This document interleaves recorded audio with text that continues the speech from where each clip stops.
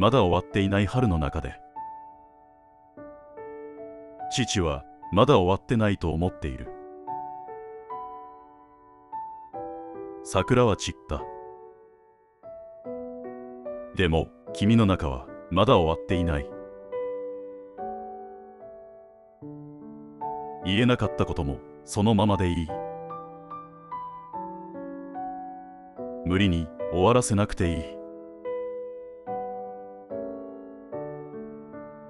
ちゃんと残っているならそれでいい。また歩ける日が来るまで。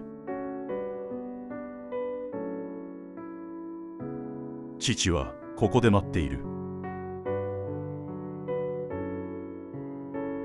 父はいつでもここにいる。